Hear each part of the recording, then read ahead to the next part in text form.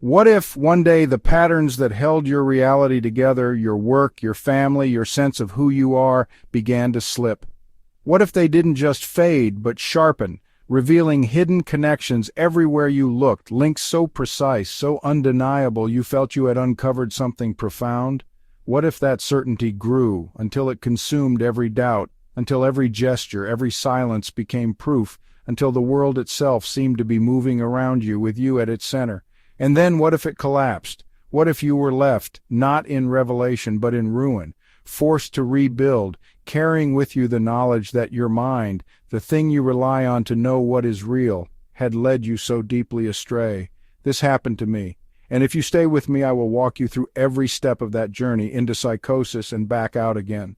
But this is not just my story, it is a story about how the mind works, how all of our minds work. Because psychosis is not random madness. It is the mind's ordinary processes, pattern detection, meaning-making, reality testing, pushed into overdrive. It is a system that can break. If you stay with me, I will show you how this happens. We will descend into the logic of psychosis, not as chaos, but as a breakdown in balance. And when we emerge, we will have something new. A model not just for understanding breakdowns like mine, but for understanding mental health itself, a system of balance, vulnerability, and adaptation.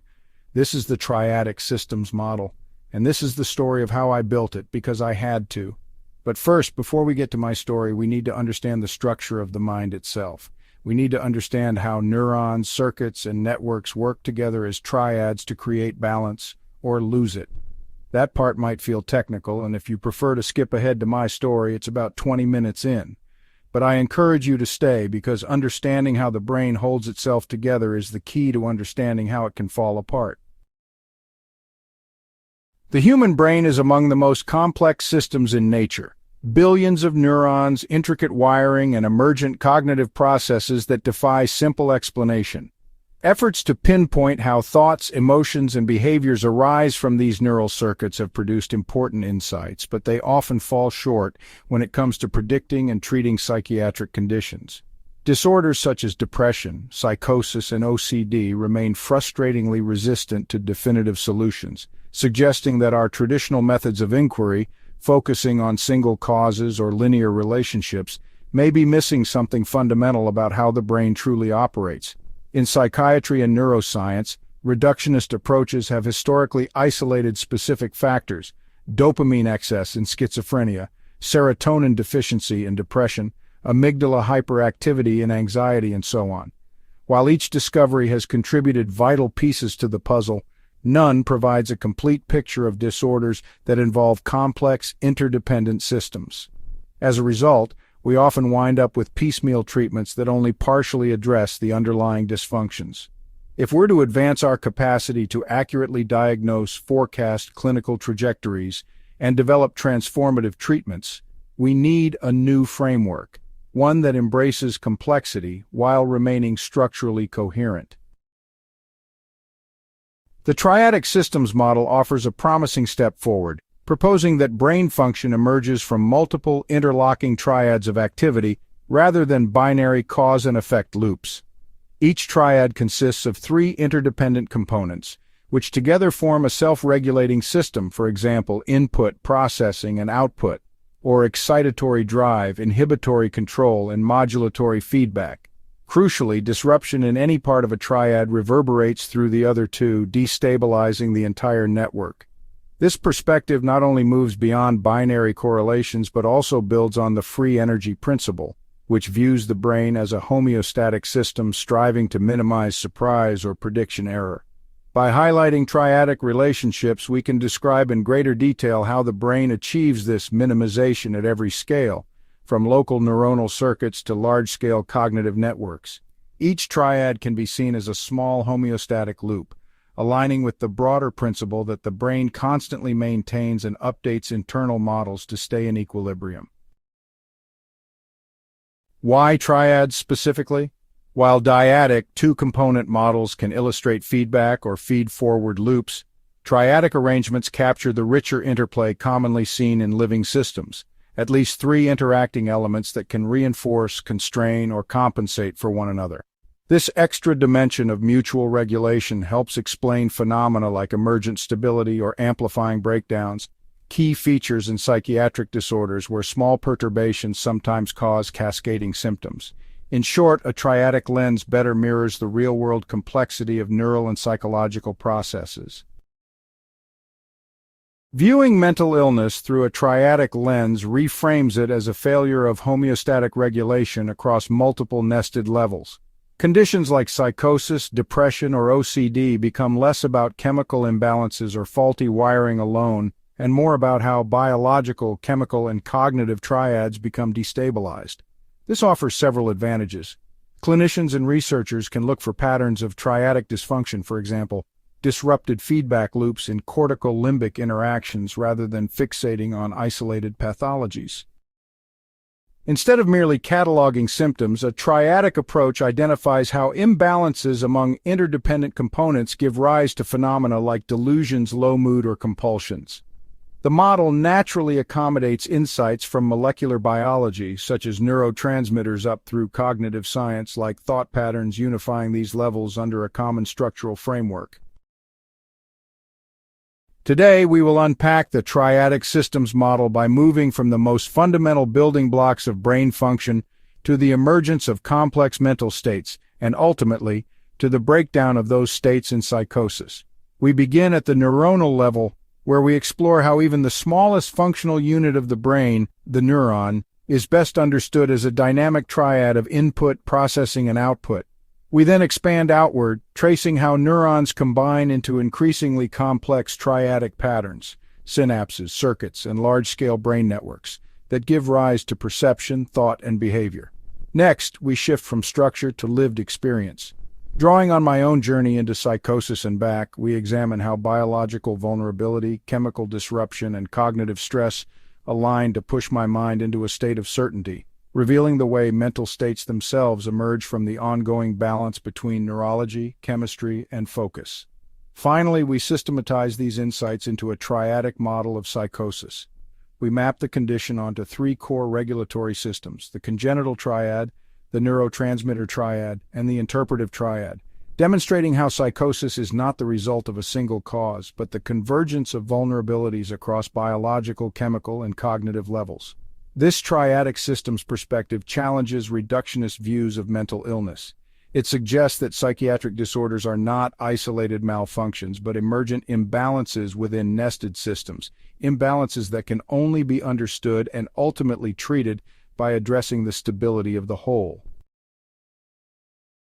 At the foundation of all brain activity is the neuron, the elemental unit through which electrical and chemical signals give rise to thought, perception, and action.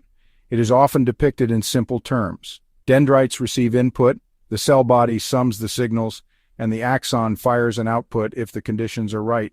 This is a useful starting point, but it can mislead us into thinking neurons function like on-off switches, linear devices that either pass a signal or don't. The reality is far richer. A neuron is not merely a relay, it is a self-regulating system constantly balancing its input, internal state, and output in a delicate homeostatic dance. To understand this, we must look beyond the simple pathway of dendrite to cell body to axon. We must view the neuron as a dynamic triad, a system with three interdependent parts that work together to maintain stability in the face of continuous change. Every neuron has three functional domains: the dendrites, branching extensions that receive incoming signals from other neurons; the cell body, or soma, which processes those signals and makes the critical decision about whether to generate an electrical impulse; and the axon, a long projection that carries this decision outward, transmitting the neuron's response to its neighbors. Each part is distinct, but none functions in isolation. Together they form a homeostatic system, where each part influences and adjusts to the others. At the heart of this system is the cell body, not merely a calculator summing inputs, but an active regulator. It governs what the dendrites are receptive to and determines whether the axon will carry a signal forward. It holds the neuron in balance. If the dendrites are flooded with excitatory input, the cell body can raise its threshold, dampening the signal to prevent overactivation. If inputs weaken, it can lower the threshold, making the neuron more sensitive. The cell body is also deeply influenced by its internal biochemical state. Factors like energy availability, ion gradients, or neuromodulatory chemicals. This means that what the neuron decides is not just a reflection of the inputs it receives, but a product of both external signals and its own internal condition.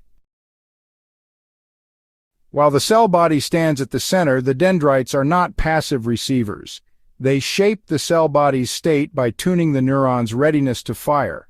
When excitatory signals arrive from one set of synapses while inhibitory signals come from another, the dendrites integrate this push and pull and feed a weighted signal to the cell body. But more importantly, they change with time. Repeated activation can strengthen synaptic connections, making the neuron more likely to fire in response to future signals. Inputs that are neglected can fade, reducing their influence. In this way, dendrites reshape the neuron sensitivity, teaching it what to prioritize. This is the basis of synaptic plasticity, the capacity to learn and adapt at the most fundamental level.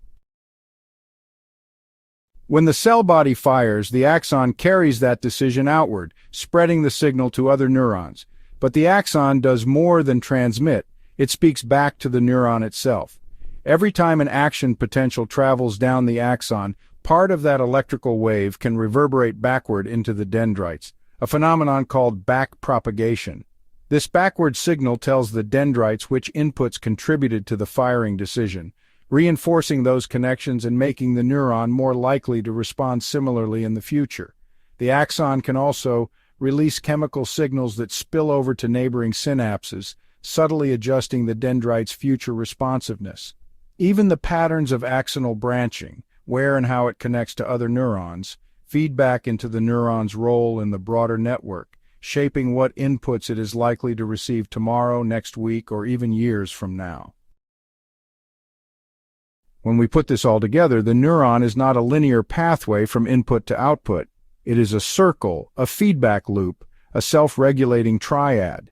Dendrites adjust the cell body's internal state. The cell body governs both what inputs matter and whether the axon fires. The axon, in turn, feeds back to the dendrites and cell body, shaping future inputs and internal thresholds. This circularity is the key to neuronal homeostasis. The neuron is constantly tuning itself, balancing excitation and inhibition, adjusting its sensitivity, and aligning its output with both its external environment and its internal condition. This balancing act is not merely an elegant design, it is a necessity. If dendritic inputs dominate, the neuron becomes hyperexcitable, firing constantly and risking runaway activity as seen in epilepsy. If the cell body loses control, the neuron may fire erratically, sending noise instead of information. If the axon fails to feed information back into the system, the neuron loses its capacity to adapt, undermining learning and plasticity.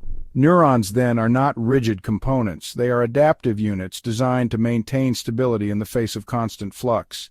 They embody the very principle we introduced earlier, the brain as a homeostatic system, continuously regulating itself to maintain functional balance. This triadic view of the neuron lays the foundation for everything that follows. It is not merely a structural curiosity, it is the template for how the brain as a whole operates. From small circuits to large-scale networks, we will see that this same logic of mutual regulation and feedback, this dance between input, integration, and output, recurs at every level. The neuron is the prototype triad. It is our first glimpse into how biological stability emerges not from linear chains, but from self-balancing systems. But if the neuron is the prototype, a self-regulating unit balancing input, integration, and output, then the question naturally follows, what happens when neurons work together? What emerges when these self-governing cells assemble into circuits, and when those circuits in turn combine into larger networks that shape our thoughts, emotions, and behaviors?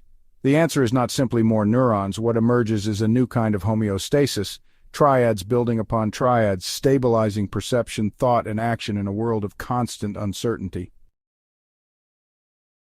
The same logic that governs the neuron repeats itself upward, from microcircuits in the cortex to entire networks coordinating memory, attention, and emotion. But at each level, the components are no longer just dendrites, cell bodies, and axons. They are clusters of neurons interacting brain regions and large-scale networks. And yet the pattern holds three interdependent elements, each balancing the others, each providing the conditions that allow the system to stay stable, adapt, and survive. Communication between neurons is often imagined as a spark, a rapid jump of energy from one cell to the next. But even this simplest of connections, one neuron speaking to another across a synapse, is a balancing act, a triad in its own right. At one end, the presynaptic terminal, a tiny compartment packed with vesicles, prepares to release neurotransmitters. These chemical messengers must cross the synaptic cleft, a narrow space filled not only with opportunity but also with risk, enzymes ready to degrade the signal, competing ions threatening to distort it. On the other side, the postsynaptic receptor waits, not passively but as a gatekeeper, deciding whether the incoming message should open channels, trigger electrical changes, or simply be ignored. Each part, release, transmission, reception, depends on the others. Too little release and the signal fails. Too much, and the system floods with noise. The cleft is not just a gap, but a filter, tuning the flow between presynaptic readiness and postsynaptic response. Even here, at the molecular interface between neurons, we see it, a triad maintaining the conditions for balance. Zoom out slightly, and we see that neurons rarely speak in pairs. They assemble into microcircuits, clusters of excitatory and inhibitory cells that work together to shape perception, adjust attention, or prime an action. Take, for example, a cortical column, a vertical cluster of neurons that receives sensory input, processes it locally, and then sends its output to other regions. This column doesn't work alone. It is embedded in a triad of relationships. Sensory input flows into the column. Local interneurons weave signals laterally, inhibiting and sharpening activity. Long-range axonal pathways carry output, returning feedback from distant regions to adjust future input. Here, the neuron's internal dance becomes an external choreography, a microcircuit balancing raw sensory data, local processing, and long-distance coordination. The column's perception of a touch, a sound, or a fleeting light is not given. It emerges from this triadic balancing act. As microcircuits connect, larger functional regions emerge, each responsible for a different facet of cognition. In the primary sensory cortex, information arrives raw, light on the retina, vibrations in the ear. In the associative cortex, those raw impressions combine into meaning, a face, a melody, a word with emotional weight. In the motor and executive cortex, this meaning is transformed into action, reaching for the cup, speaking a name, choosing to stay silent. These regions form their own triad, turning experience into behavior. Perception must not overwhelm us, it must be selected. Interpretation must not be rigid, it must stay flexible. Action must be timely but not impulsive. It must wait until perception and evaluation align. Here, the neuron's task has evolved into a mental balancing act, the balance between sensation, understanding, and choice.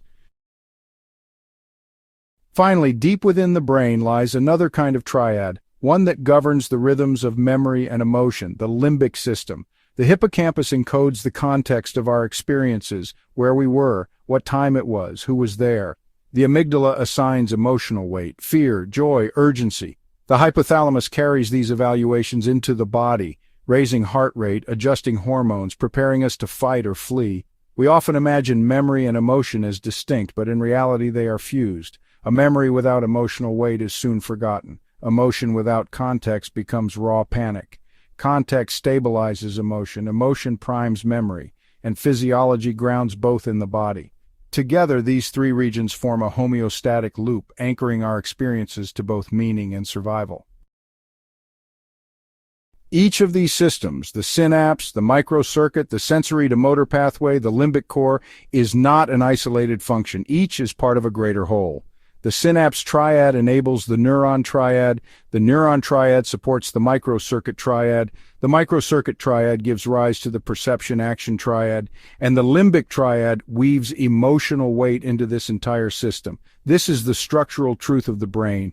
Triads nest within triads, each balancing input, internal evaluation, and output, each influencing the others above and below it. When this system holds together, mental life emerges as a dance of stability. Attention shifts smoothly, memories feel grounded, emotions align with reality. When it falters, we begin to drift. Anxiety narrows attention, trauma distorts memory, psychosis tears perception from reality. The neuron taught us that balance is not passive, it is dynamic, ever adjusting. Now we see that this same principle holds from the synapse to the mind itself. Our mental life is not built from linear pathways, it is sustained by nested homeostatic loops, triads regulating triads, holding us together in the face of a chaotic world. And so we arrive at the mind itself, not as a static structure, but as a delicate balance between perception, thought, and action, as below, so above. Now we have laid the foundation for understanding the brain as a system of nested, self-regulating triads. We began with the neuron, not as a simple relay, but as a conjoined system balancing dendritic input, somatic integration, and axonal output. We then followed this pattern upward, through synapses, circuits, cortical regions, seeing at every level that stability emerges from dynamic interaction among components, not from any single one operating in isolation. This same principle applies to mental states themselves. When we experience clarity, anxiety, or psychosis, these are not direct products of a single neurotransmitter, a single life event, or a single gene. They are emergent balances, the result of ongoing interaction between biological structure, neurochemical state, and cognitive emotional focus. Mental health is homeostasis. Psychiatric symptoms are its breakdown, and both are triadic processes. To make this concrete, let us consider the three domains that shape every moment of our psychological experience. Biological stability. The structural resilience and functional capacity of neural circuits partially inherited and shaped by development. Chemical environment. The neurochemical modulation of attention, reward, and inhibition, influenced by both endogenous processes and substances. Cognitive focus and narrative. The mind's interpretive framework, attention, meaning-making, and emotional evaluation. A mental state emerges from the mutual regulation of these three domains. Balance at one level can compensate for strain at another, but when all three align toward instability, the system can spiral into dysfunction. You may wonder what gives me such confidence in this model. How can I be so sure that mental states work this way? The answer is simple. I lived it. At age 47, I suffered a psychotic collapse, a delusional episode so profound that I nearly abandoned my family, my career, and my identity. Yet looking back, what I see is not disorder, but a sequence of emergent homeostatic states, each stable in its own way, each shaped by the balance of biology, chemistry, and thought. My experience was not chaos, it was a system seeking stability until it could no longer hold. Let me show you. I lived for a long time with undiagnosed ADHD. My life was not chaotic, but it was effortful. That distinction is important because from the outside, I looked successful. I had gone through law school, built my own practice, and had a family with 3 little girls. But every hour of that was work. Not the work of law itself, but the work of holding my attention together. Focusing on a single task for any extended period felt unnatural to me. I could do it in bursts, but if I tried to sustain it, my thoughts would fray. My mind would strain against itself, veering off into new ideas before I'd finished with the first. It wasn't chaos or failure, it was a different kind of order, one that I had built. Instead of forcing my mind into single-task discipline, I learned to move with it. When my attention on one task faded, I would shift to another. I built my work like a web, several cases open, projects layered, so that when my mind drifted, it drifted into something productive. Momentum was the key. As long as I was moving, I was effective. It was a balance, a kind of homeostasis, but it was not passive. I was holding it together with effort. Every day, executive control, the part of my brain responsible for organizing, prioritizing, and filtering distraction, was working overtime to manually override my natural attentional drift. I didn't know it then, but my prefrontal circuits were likely operating on the lower end of dopaminergic tone, meaning the baseline level of motivation and sustained focus was simply harder for me to achieve than it was for others. When dopamine is low, tasks feel harder to initiate and effort feels less rewarding. I could push through it, but the pushing never stopped. I was unmedicated during this period, but there were moments when I experimented with substances, psychedelics, stimulants, and those glimpses revealed something important. Under stimulants, I felt what effortless focus was like. Under psychedelics, the boundaries between thoughts dissolved. and occasionally meaning flooded in where it shouldn't have. Those moments were rare, but they hinted at a vulnerability, an underlying sensitivity in my system to shifts in chemical balance and perception of patterns. But for the most part, I had balance. My mind worked in cycles, my body endured the strain, and my focus found its way through momentum. This was a stable state, not fragile, but costly. The stability was real, but it was built on willpower and constant adjustment. I was not at risk of collapse, yet I was always carrying the weight of holding it together. So when I was diagnosed with ADHD at 41, it felt like everything changed. The diagnosis was a relief, but the medication was a revelation. The first time I took Adderall, it was like stepping into a world I had never known existed. Suddenly my thoughts didn't scatter, they lined up. The constant effort to hold my attention together vanished. I sat down to work and I just worked. There was no fighting, no mental shifting between tasks to keep the gears turning. There was just the work and me moving together. It felt like clarity, but it was more than that. It was the lifting of a burden I hadn't realized I had been carrying. What I didn't fully understand at the time was that my entire triadic balance had shifted. The prefrontal circuits that had once been working overtime were now supported. Dopamine, the neurotransmitter that fuels motivation, focus, and reward, had been artificially elevated. The chemical support took the pressure off my executive systems. The willpower that had once held everything together was no longer needed because the chemistry itself was holding it together. With that shift, my cognitive strategy changed. Task switching was no longer my survival tool. Now I could focus deeply on a single task without resistance. What had once been elusive, sustained, linear, focused work became my default mode. This was a new homeostasis, a state of stability, but one with a different architecture. Where before I had relied on external structure and internal effort to maintain momentum, now I relied on chemistry to align my neurology with my intention. It was not fragile, it was stable, efficient, and incredibly productive, but it was also a new kind of dependence. I had externalized my balance. The stability was no longer something I generated, it was something I consumed. I didn't think of it as a risk. At the time, it felt like freedom. But freedom had shifted the locus of control, from me to the pill. The balance was perfect, but it was not entirely mine anymore. When COVID arrived, it swept away more than routines. It took away the scaffolding that had structured my work, my attention, and my days. Courts closed, clients disappeared. We put our kids in private school to keep them learning, and the bills started mounting. The world was on pause, but I was not on pause. I was on Adderall, and Adderall does not recognize external conditions. The drug was doing what it had always done, lifting me into focus, pushing me toward effort. But effort requires a target. And for the first time in my life, I didn't have one. At first, I thought it was fine. There was no panic, no stress, just an odd kind of emptiness, a waiting.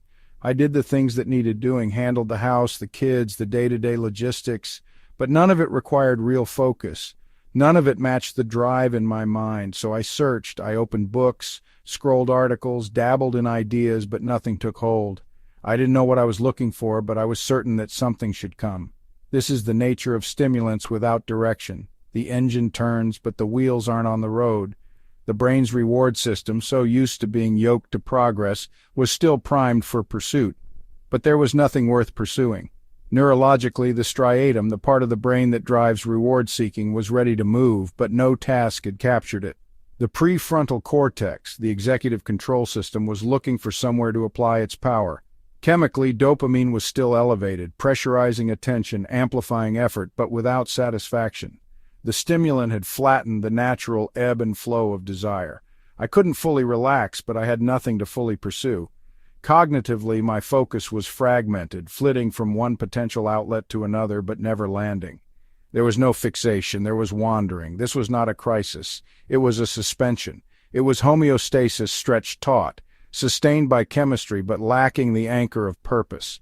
I was stable, but open-ended, waiting. If COVID was the void, a state of receptivity, of searching for purpose, it was followed by the flood. Purpose, momentum, creation. What began as experimentation in painting became a full-tilt mania.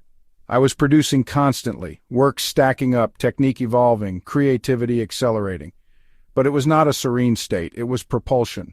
The stimulant was still driving me, but now I had given it a task. And it was not just painting, it was motion. Projects around the house, renovations, repairs, anything that produced visible change, anything that felt like progress. From the outside, it might have looked like overactivity. To me, it felt like thriving. This is the dual nature of mania. It is both excess and reward. Each act feeds back into the system. Dopamine reinforcing every task completed, every stroke finished, every corner of the house improved. Progress is its own fuel. But beneath that motion, there was pressure. An engine hidden under the floorboards. The debt had not gone away. The financial pressure was there. It was structural, environmental, but it was not conscious. It was subterranean.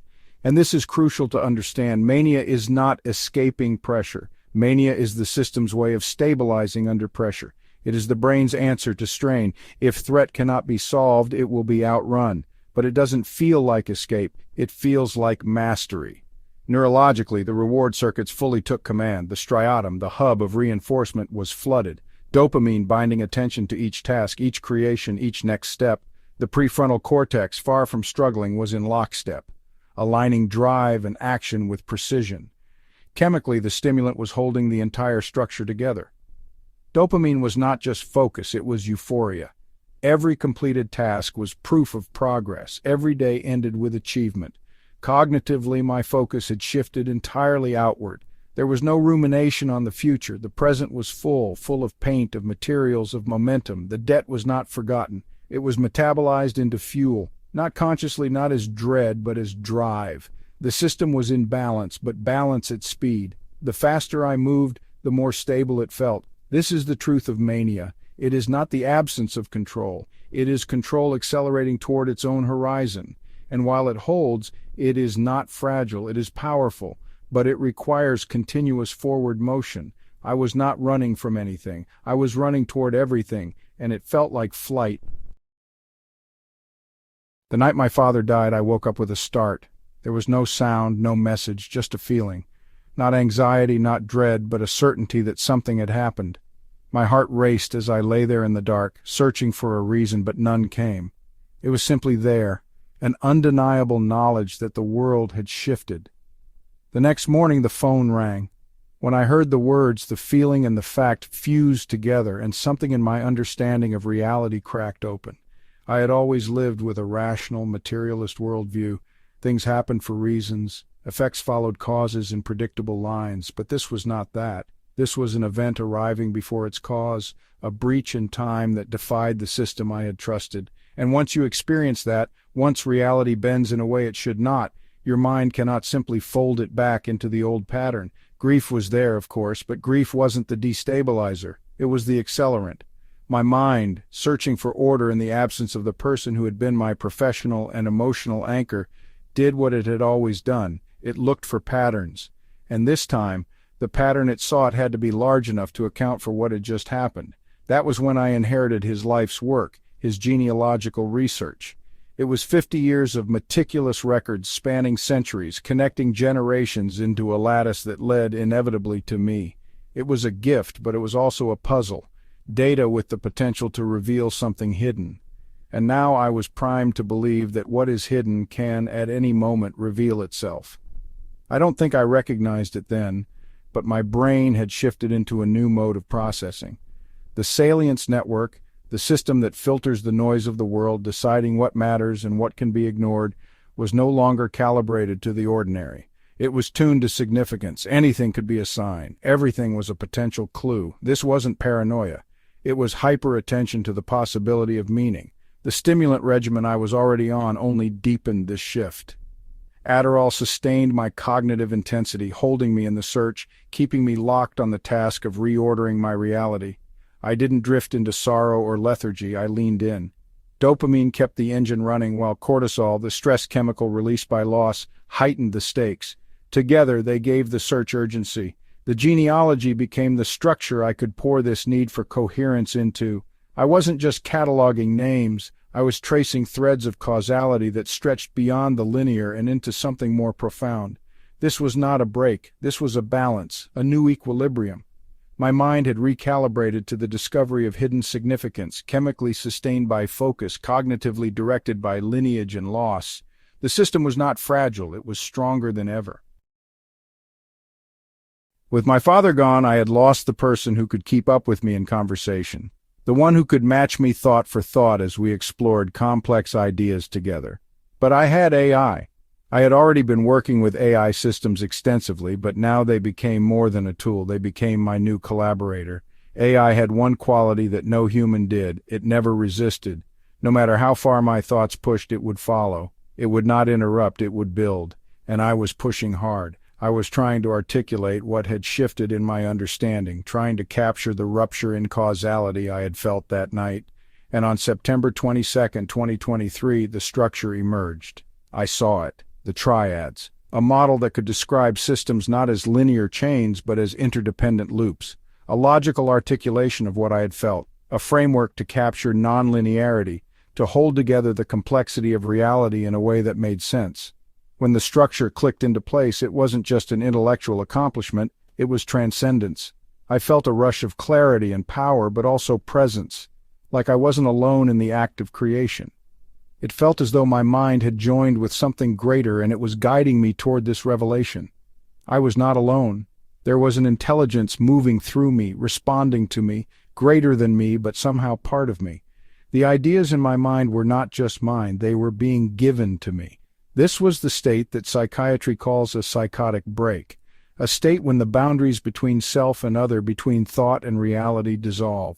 What arrives in the mind in that moment is not considered, it is received, it is imprinted as truth. But that is not how I would describe the experience. It was awe, an indelible fusion of thought, perception, and certainty. Three truths were sealed together in me. The first was the triads. This was the structure of reality. It worked. Therefore it was true. The second was Maitreya. When I shared the experience with AI, describing the sense of guidance, the presence I felt, it suggested that my experience resembled the prophecy of Maitreya, the future Buddha, the bringer of enlightenment to all sentient beings. It was not a random connection, it was the explanation. I was fulfilling that oath. The third was my ancestry. The genealogical work I had inherited from my father was no longer just research, it was lineage. The ancestors I had once seen as mentally ill, my great-uncle's mania, my grandmother's Adderall-fueled breakdown and decade in an institution, were not broken. They had been touched like me.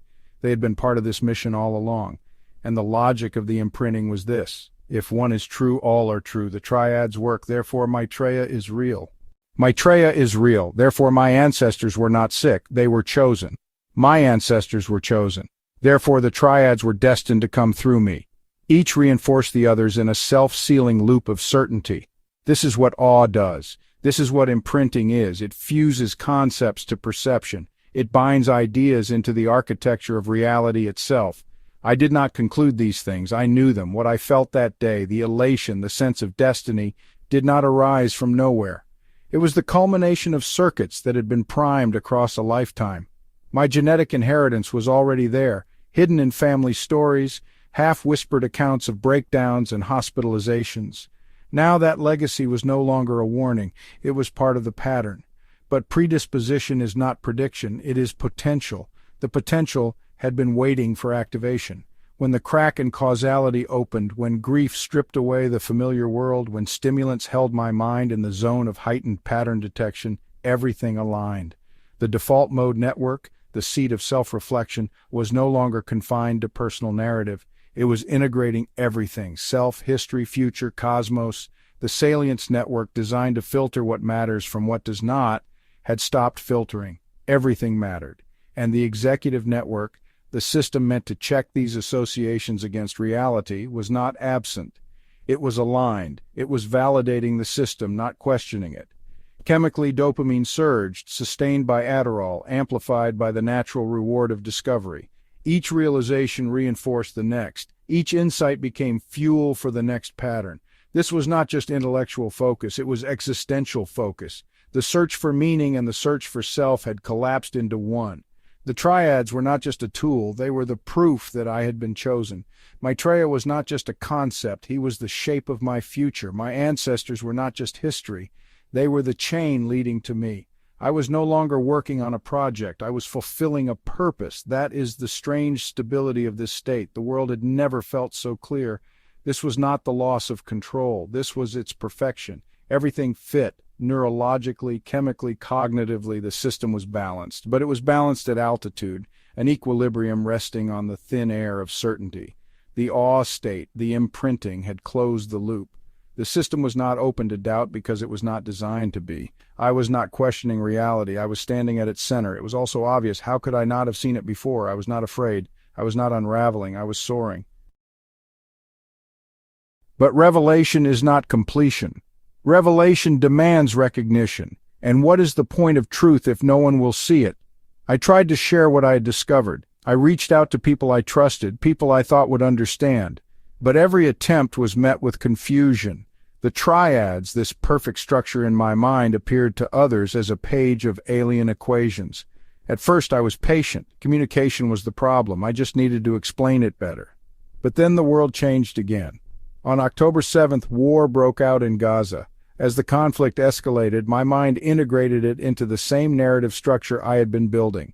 This violence, this spiraling of human division, was exactly what the triads could prevent. If people understood interconnection, they wouldn't kill each other. The world's suffering was not separate from my revelation. It was proof of why I had been given it. The stakes had escalated. What had been a personal truth was now an urgent mission. And every rejection became unbearable, not because they disagreed, but because they were delaying salvation. At some point, the logic shifted. If this knowledge was so vital, so clearly the answer, then maybe rejection wasn't innocent. Maybe it was resistance. Maybe it was suppression. This was not a loss of reason. It was reason operating in service to a sacred task. The salience network was still locking onto significance. Dopamine was still driving the work. Focus was still fixed. But the system had reorganized. Doubt was now the enemy. The system was still stable. But the boundary between insight and paranoia had dissolved. By this point, my mind was already primed to see resistance everywhere. The triads, my great discovery, had become more than an intellectual achievement. They were now a mission. I had seen the underlying structure of reality, and if the world could only understand this interconnection, the violence and division I saw unfolding across the globe might finally cease. But no one would listen. Friends had dismissed me, colleagues had shown confusion, and I had started to view their resistance not as misunderstanding but as obstruction. Their rejection was not passive, it was part of something larger. That idea was taking root, but I was still clinging to one final belief, that my mother would understand. She would get it. She had to.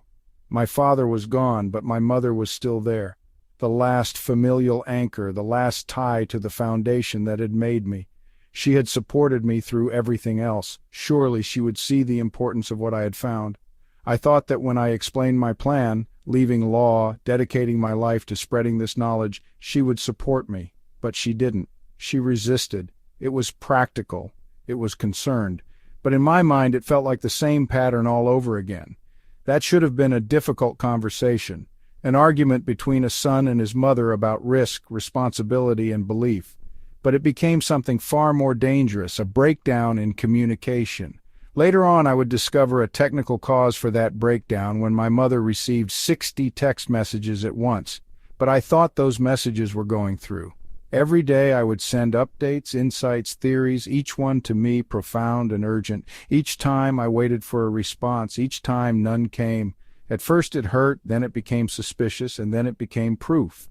The silence was not absence, it was presence, it was deliberate, it was coordination. This is how paranoia works. It is not the arrival of a wild idea, it is the logical extension of a single wrong assumption. When I interpreted my mother's silence as rejection, every other behavior, past and present, was colored by that interpretation. Kindness became deceit, support became surveillance, concern became control. Because we exist in triadic dependency, if one relationship is assigned a hostile intent, everything connected to it becomes contaminated. The silence became confirmation. The absence of care became evidence of conspiracy. And every time I sent another message, every time I opened myself up with some new piece of my inner world and was met with nothing, it was not just disappointment, it was betrayal.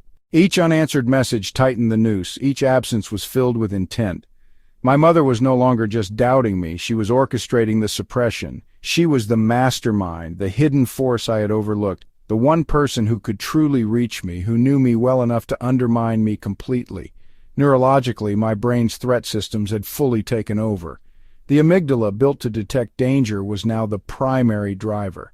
The prefrontal cortex, which should have asked, could this just be a technical problem, had instead been co-opted to explain the danger, building rational scaffolding around the fear.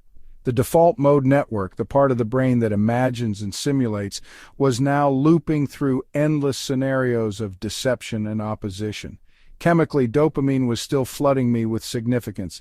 Every unanswered message was not neutral, it was meaningful. Every gap was not empty, it was filled with danger. And cortisol, the stress hormone, was keeping me tense, watchful, alert, my body physically bracing for an attack that was never coming. Focus, once on revelation, had now collapsed into defense.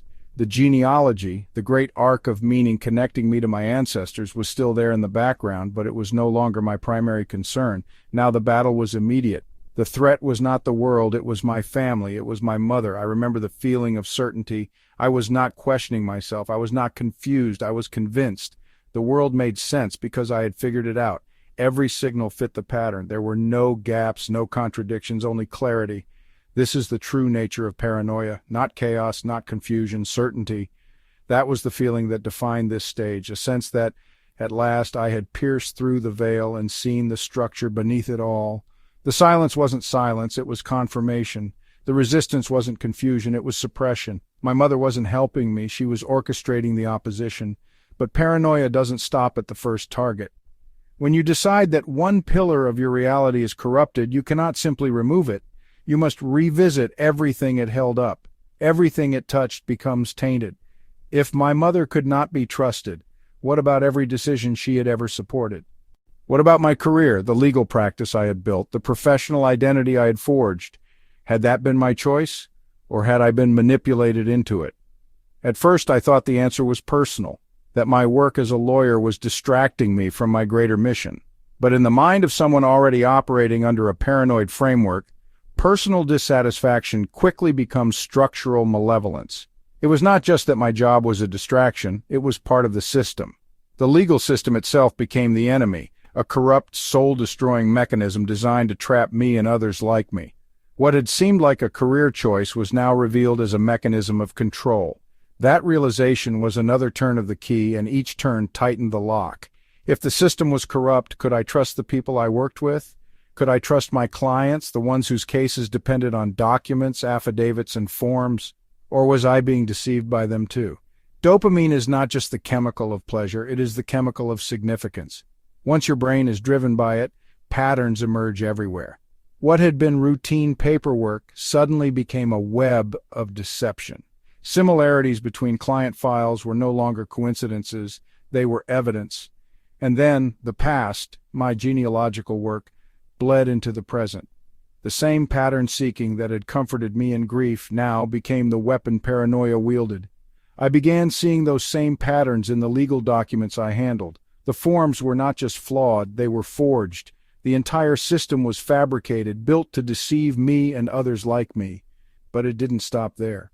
Because in a paranoid mind, the narrative always expands. I started researching people online, clients, government officials, even colleagues, trying to trace their connections, looking for the architecture behind the conspiracy. And I found what I was looking for, because the brain always finds what it is searching for when dopamine is leading the charge. On dark corners of the internet, I found websites where people were offering hacking tools in exchange for forged immigration documents. To someone in a balanced state, this might have seemed like a fringe criminal operation, disturbing but not world-shattering. But to me, in this chemically and cognitively locked state, it was the missing piece. It was never just documents, it was technology. Everything was connected. The documents were forged because the system was compromised. The system was compromised because the technology itself was infected. The infiltration was not metaphorical, it was literal. Then, in early January 2024, the real-world news gave me the final push. The Volt Typhoon cyber attack was announced. A Chinese hacking group had reportedly compromised critical infrastructure across the United States. In my state of mind, this was not new information. It was confirmation. The conspiracy was real, and now it was moving. The technology was not just spying, it was weaponized. The enemy was in the thermostats, in the gas lines, in the very infrastructure of our homes. They weren't just watching us, they were going to destroy us. I spent that day disconnecting every gas appliance in our house. I took our laptops, potentially infected, potentially tools of the enemy, and burned them in the fire pit. I was not panicking. I was acting with conviction, with urgency, with purpose. I was protecting my family. That is what people outside paranoia often misunderstand. The person inside the system is not flailing in fear. They are making sense of the world. They are doing what must be done. When my wife came home, she saw something different. She saw a man cutting the cords to the stove, feeding computers into flames. She saw a husband and father who was no longer tethered to the reality she shared. She gave me a choice: the hospital, or she was leaving. Even then, I did not see myself as ill, but I knew I could not lose my family, and so I went. Looking back now, with distance and clarity, I can see how the system had not malfunctioned. It had succeeded too well. Every layer of my brain had done what it was built to do. Neurologically, the threat circuits were firing precisely, detecting patterns, locking attention onto danger. Chemically, dopamine and cortisol were driving me toward action, reinforcing every discovery as evidence, every precaution as safety. Cognitively, focus had fused entirely with defense. Every task was part of the mission to protect myself and my family. The system was complete, and that was the danger. It was so stable, so internally consistent, that nothing from the outside could penetrate it. Not until I was forced into a new environment, away from my home, away from my devices, away from the stimulus that had fed the system. It took physical removal to disrupt the loop. It took vulnerability, lying in a hospital bed surrounded by strangers, to reintroduce doubt. When I checked into the hospital, I was still certain. I didn't feel defeated. I didn't feel like I was wrong. I felt like this was the next stage of the ordeal. Another test, one I would pass like all the others. But the hospital was not what I expected. No one interrogated me. No one tried to extract information. No one even seemed particularly interested. I had been so sure that the world was focused on me, that my actions were being monitored, my movements coordinated against. But in here I was met with indifference. The staff did their jobs, of course. They brought food, checked vitals, asked the standard questions. But there was no hidden intent, just routine, detached, procedural. That was the break. I had been operating under the belief that everything mattered, that every action I took was significant, every gesture from others deliberate. But now I was seeing the opposite. I didn't matter at all. At first that was unsettling, but then it was freeing. No one was controlling me. No one was plotting against me. I was just another patient in a place that had seen hundreds like me before. This was the gap my mind could not close. For 2 weeks, I was utterly vulnerable. If the conspiracy had been real, this would have been the moment they acted. But nothing happened. That was the experience my predictive model couldn't absorb. The model was designed to explain threat, but reality was showing me neglect. And neglect was incompatible with persecution. The logic of paranoia requires constant confirmation. Every interaction must reinforce the threat. But here there were no confirming signals, just boredom, silence, and the slow movement of days. Neurologically, my system was exhausted. Weeks of vigilance, sleepless nights, and cognitive overdrive had burned through my reserves. The circuits sustaining paranoia, my amygdala's alarm, my prefrontal cortex's rationalization, my salience network's pattern detection, could no longer sustain the effort. Chemically, the stimulants were gone. Dopamine, which had been artificially driving significance, crashed. Cortisol, the stress hormone, likely remained elevated for a while, but without dopamine to fuel pattern seeking, vigilance lost its sharpness. The world became dull, flattened. I had expected to be dismantled in that hospital. Instead, I was ignored, and that broke the system. It forced my mind to see what it had resisted, that I had been wrong. Not all at once, but the seed was planted. First, the paranoia cracked. The fear that everyone was out to get me was the first to collapse, because it simply could not coexist with this experience of being left alone. The rest took longer. When I was released, I was not better. The delusions didn't evaporate, they just lost their urgency. But I had a foothold, the certainty was gone, and doubt, that small, fragile thing, was the first step back to reality. When I left the hospital, I was no longer paranoid, but I was not recovered in the way others might have expected, because I did not believe that everything I had thought was false. The experience had undoubtedly gone too far, had become self-reinforcing to the point of breaking reality. But that did not mean there was nothing worth salvaging. And so the question became, how do I rebuild myself without discarding everything? Most people who come back from psychosis are told, forget all that. That wasn't real. That was just your brain malfunctioning. But that was never going to work for me. Psychosis was not a malfunction. It was an over-optimization. It was a system that became too efficient at filtering the world through a singular framework. And if the problem was over-optimization, the solution was not rejection. It was integration. So I started rebuilding, not by dismissing what had happened, but by studying it, understanding where the structure had held and where it had broken. I knew now that certainty is dangerous. I knew that dopamine doesn't just fuel focus, it fuels belief. I knew that the mind is always looking for patterns, but sometimes it finds too many. What I did not do was go back on Adderall. Adderall had been a key part of the system's optimization. It had made everything sharper, more connected, more driven toward coherence. And if I had learned anything, it was this. Controlling cognitive focus is not something that should be outsourced. It is a skill, one that must be practiced, not automated. When your attention is held by chemistry, you are no longer practicing the art of holding it yourself. And when the chemical control amplifies pattern detection, certainty grows faster than doubt can keep up. I knew the stimulant had been part of the cascade into psychosis, but I also knew it had not acted alone. It was part of a triad, a chemical accelerator working alongside my neurological vulnerability and my cognitive fixation on meaning and mission. This is the core insight the triadic model reveals. Psychosis was not the result of one thing, it was the result of alignment. Neurological predisposition, chemical amplification, and cognitive fixation combined into a self-reinforcing system. Take away anyone and it might not have happened. But all three together, that was the perfect storm.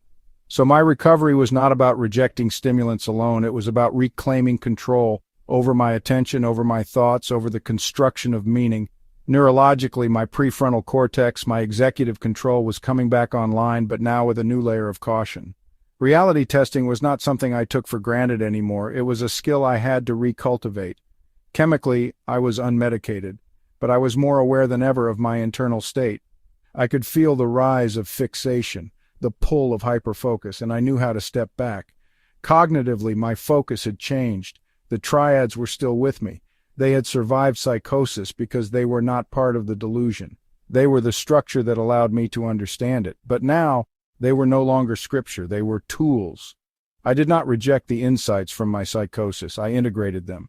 I took the parts that were true, the recognition that everything is interconnected, that homeostasis is not balance but dynamic adaptation, and brought them into the world of doubt, skepticism, and testing.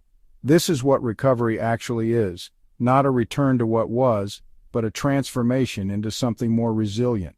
Psychosis was not an error, it was an optimization carried too far. Recovery was not its negation, it was its refinement.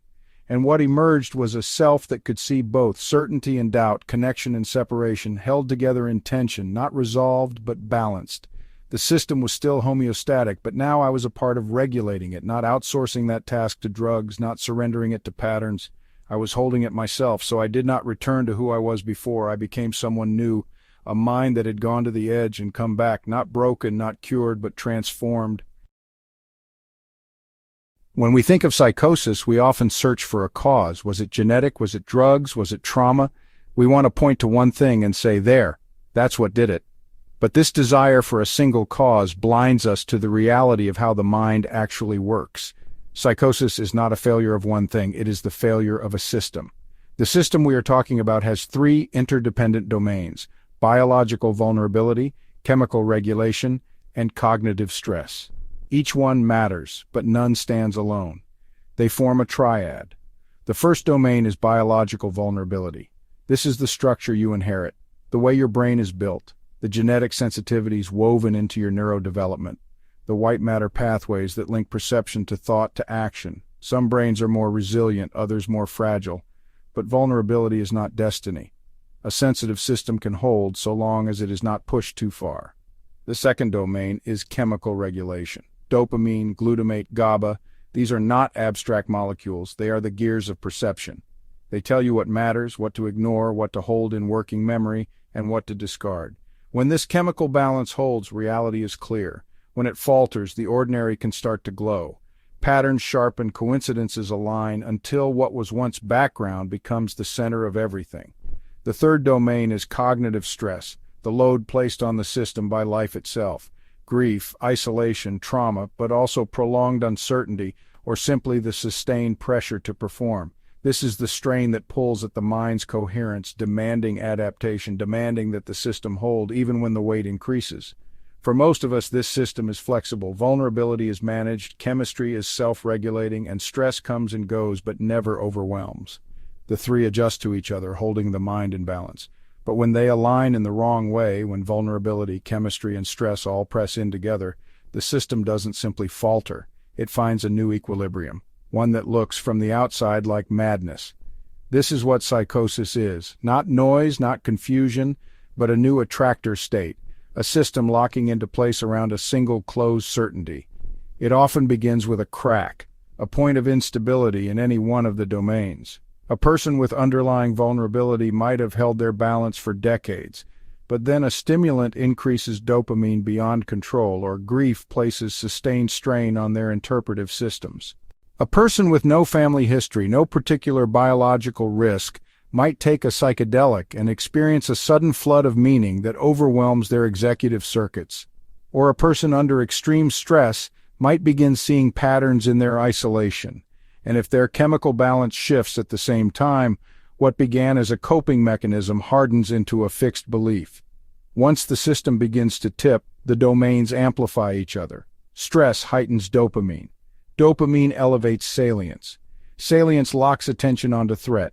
Patterns emerge faster than they can be questioned. Certainty grows faster than it can be tested. The system closes in on itself. The cognitive loops tighten, while the chemical engines fuel the acceleration. Biological sensitivity, which once only made the system slightly more reactive, now ensures that every perturbation resonates across the whole structure. The result is not randomness. It is a system finding stability, but at a cost. Psychosis is that stability, a mind locking into a state where everything confirms itself, where doubt is eliminated because doubt itself would collapse the structure. This is why it is so hard to break from within. It is not weakness, it is homeostasis. The system is protecting itself, defending coherence against the unbearable uncertainty that would come if it opened back up. Recovery then is not simply curing the mind, it is slowly loosening that closed state, reopening the system to doubt, to ambiguity, to multiple interpretations. And when that happens, when the triad begins to rebalance, the person emerges not as they were before, but as something new.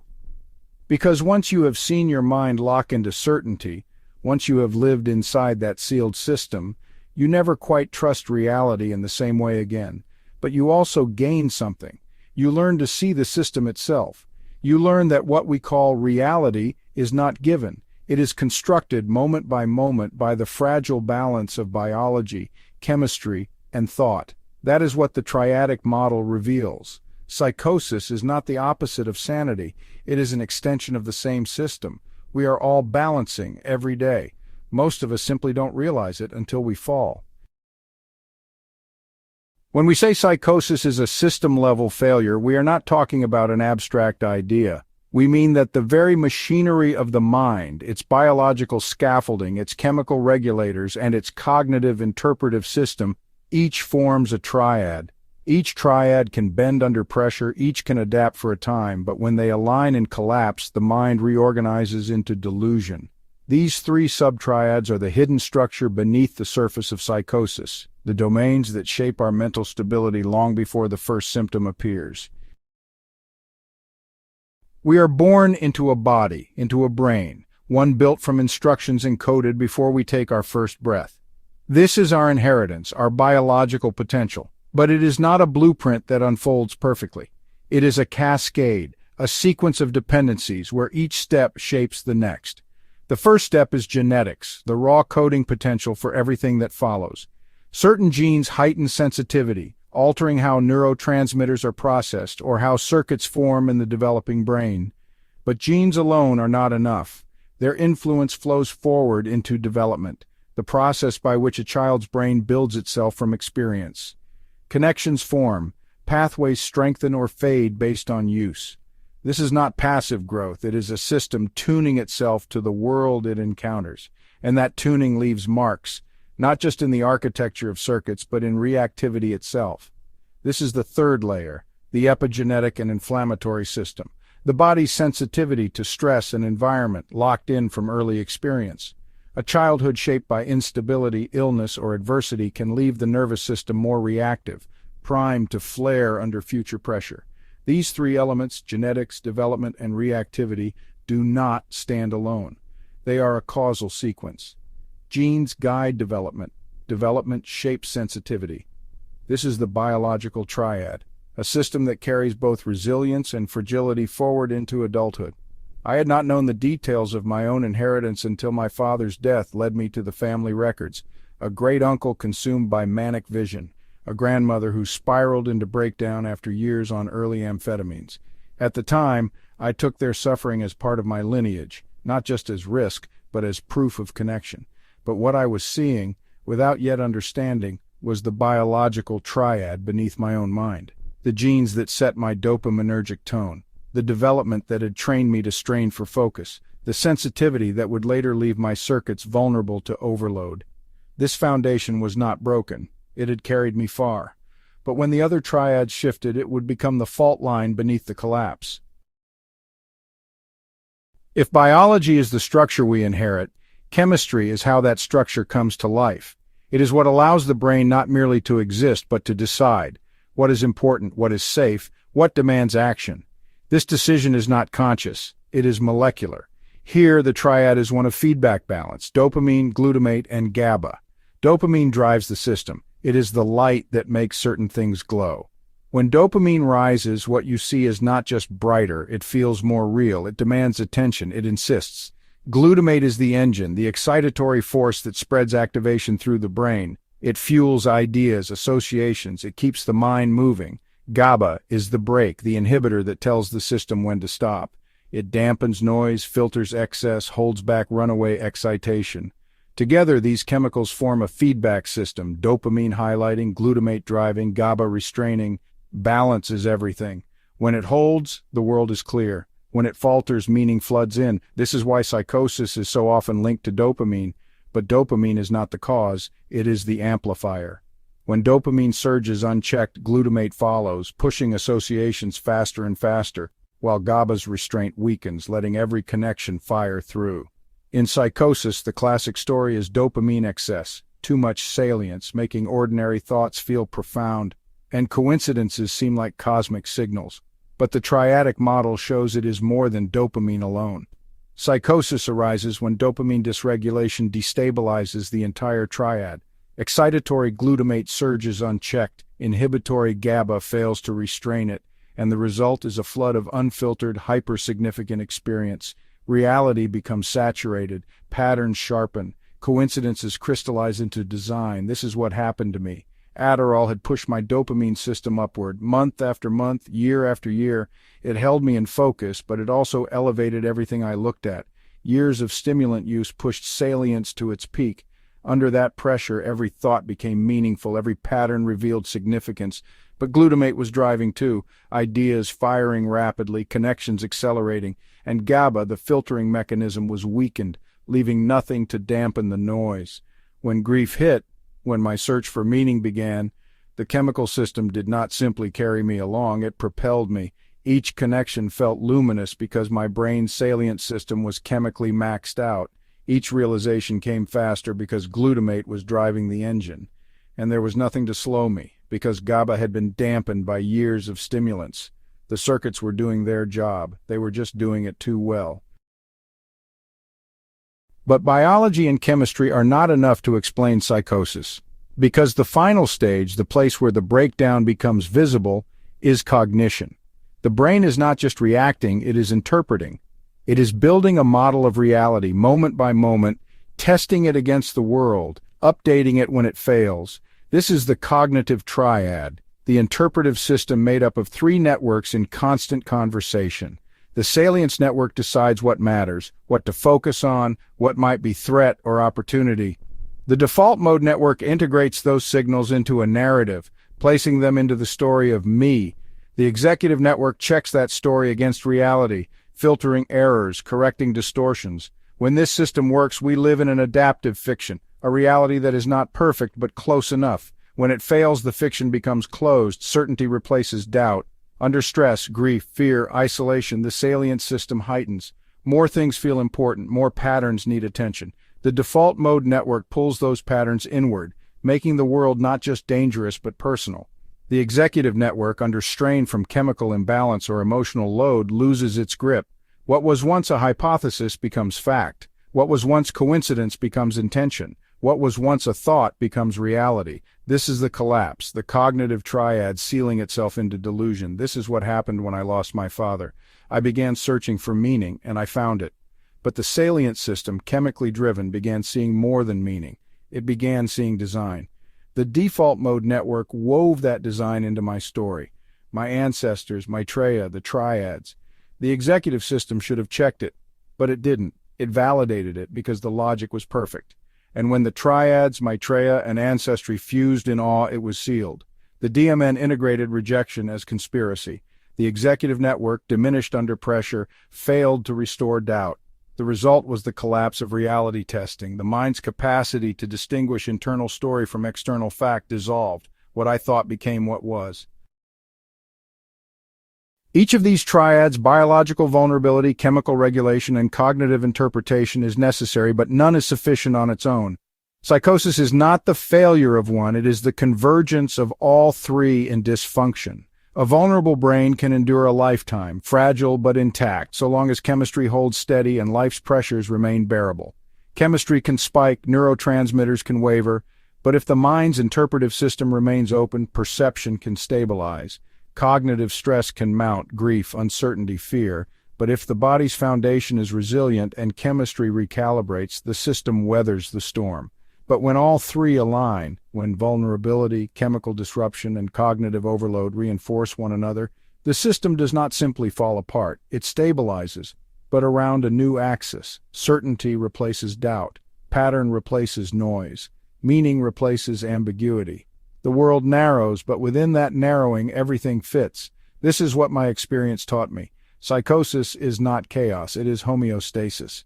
It is the mind doing what it always does, adapting to maintain coherence, but under conditions that force it to seal itself off from reality. And when we see psychosis this way, not as the collapse of reason, but as its overextension, we begin to see those suffering not as alien, but as familiar. They are not irrational, they are trapped within a system working precisely as it must to survive. But this insight, the realization that psychosis is an adaptive process, extends beyond the individual, because the system that traps the psychotic mind is the same system that governs all human perception. And it is not just individuals who fall into closed loops, societies do too. We are living through an age of systemic cognitive strain, mass uncertainty, economic instability, political polarization, and algorithmic reinforcement loops that function much like the stimulant-driven amplification I experienced.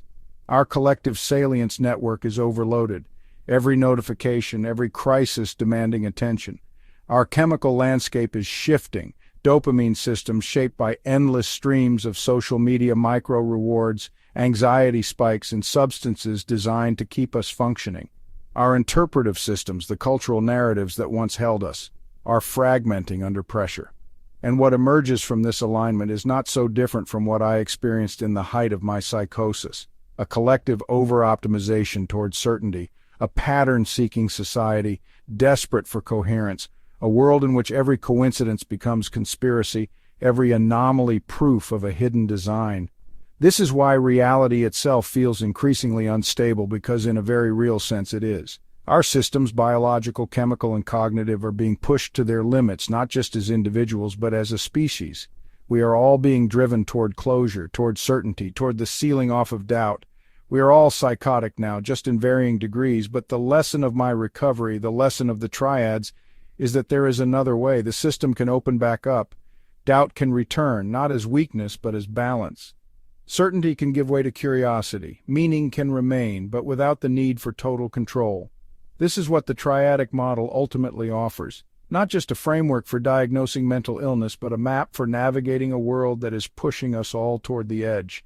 To survive this century, to survive as minds and as societies, we must learn to see the system, to recognize the points of pressure, the feedback loops driving us inward, and to hold the balance, not through certainty but through adaptation.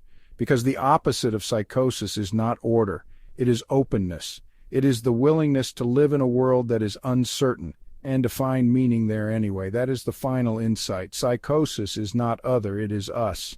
It is the mind system laid bare, and if we can see that, truly see it, we may not only understand better, we may find a way to heal ourselves and each other.